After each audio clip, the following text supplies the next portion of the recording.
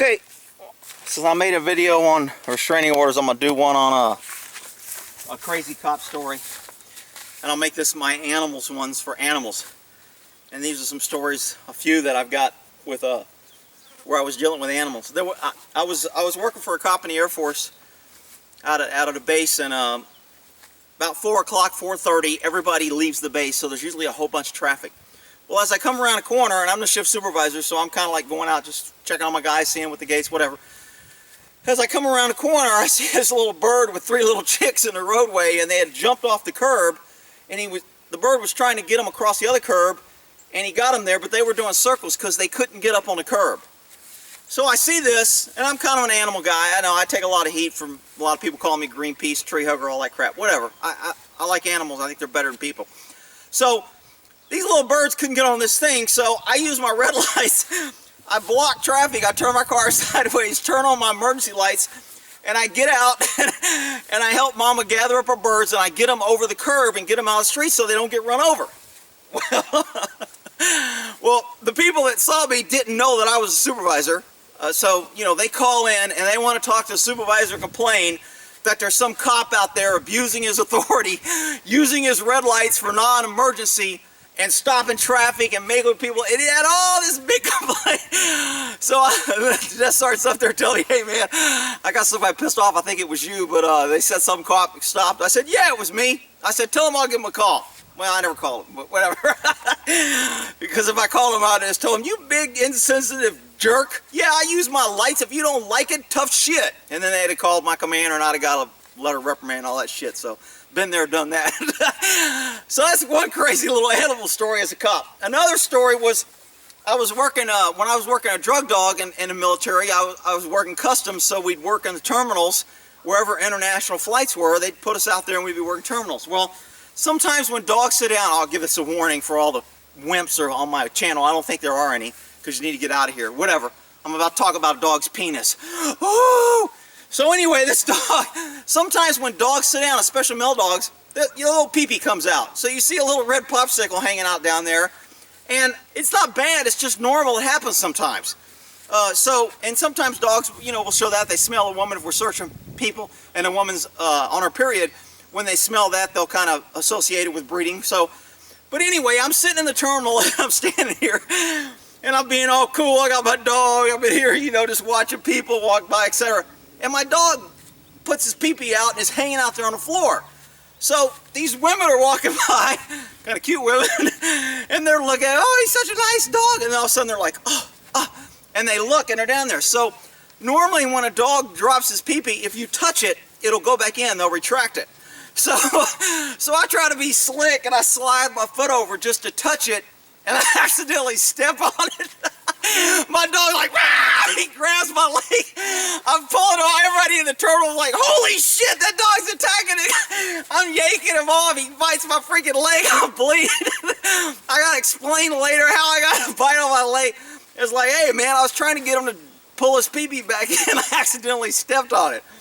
So, and then another, that was pretty funny. I guess you had to be there. But anyway, another call is I was working a different drug dog at a different place, and he alerted on this trunk of this car. And this is back when marijuana was big in the military in the 70s, early 80s, so it was a big deal. It was still a felony, I think, if you got caught with marijuana. So he alerts on this car in the parking lot. I go get the dude. Dude comes out, and he's a big black dude. And I mean, he's way overweight. I mean, I'm talking 350. He's a big dude. So when I opened the trunk, he's like, man, your dog, there ain't nothing in that trunk. I got some chicken back there. And I'm like, my dog don't love chicken.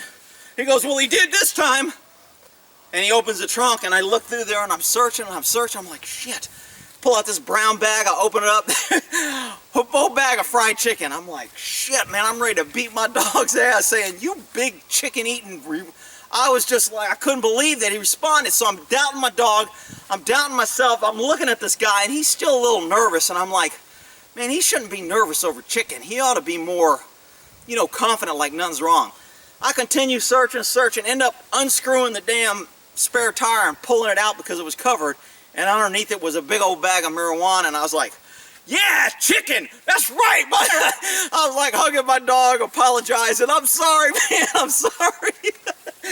So that was another dog story. There was one other one, I can't think of it now, that I put on my list of animal story. Oh, the cat story. So we're going out, there's about 4 of us, and we're going out on a team to serve a felony warrant for, I don't remember what the hell it was for. So we're going to this house, it's a felony, it wasn't like a dangerous gangbanger warrant. I want to say it was either financial, welfare, something, but it was still a felony warrant.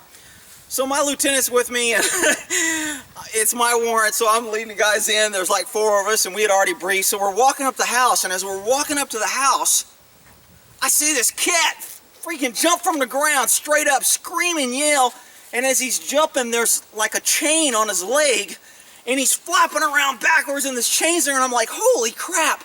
I said, he's in a trap. So I go over, and we've got our guns out, so I reholster my gun. I go over to help the cat. And my lieutenant's like, dude, we're in the middle, leave the cat alone. I'm like, dude, man, this cat's... So I go over there and I try to help him. The cat's fighting so much, he pulls the trap out of the ground, runs across the street with the chain dragging, and he goes under a garage that's open about this much. And so I'm like, shit. I said, man, I gotta get this cat. And my lieutenant's like, dude, we're going up. I mean, we were still a house or so away, so it wasn't like we knocked on the door. And again, I was like, yeah, big deal. You know, it's kind of a poop-out warrant. It's not like the guy's going to shoot us. So I'm like, I'm taking care of this cat, man. Just hold on. It ain't going to kill us for 5 minutes. So I go over. The garage door's locked. I can't do it. I knock on the door. The lady's like, why are the cops here? And I'm like, hey, there's a cat that ran in your garage. You got a trap on it. I was wondering if you could open the garage door so we could help it. She's like, okay. So she opens the door. We go in there. He's wedged. He's ran between her washing machine and wall, and he's trapped, which is kind of a good thing because he couldn't scratch and bite me when I was trying to get the trap. Some asshole in this house had put a small little one of those mini bear trap that had clamped on this cat's leg, man. I was like, I'm surprised it didn't break it or cut it off. But his little leg was sitting out there. He was screaming and yelling, trying to fight, but he was wedged between the washing machine because he was just running panic. So I was able to open it up, get the trap off. Then we moved the wash machine. It ran up in her attic, and she's like, that's okay, I'll get it out later, don't worry about it. She goes, thanks for helping it. And I go, okay, no problem. So we go back out, we draw our guns, we're so horrible. It's just like, dude, I can't believe you just interrupted our felony warrant service for a stinking cat. I'm like, dude, the little thing needed help. So anyway, I got shit for that, being a tree hugger on that one too. Anyway, that's my crazy cop stories with animals. Hope you realize that cops are human and, you know, shit happens. We'll end that there. Buddy, Bitchute, you're good boys.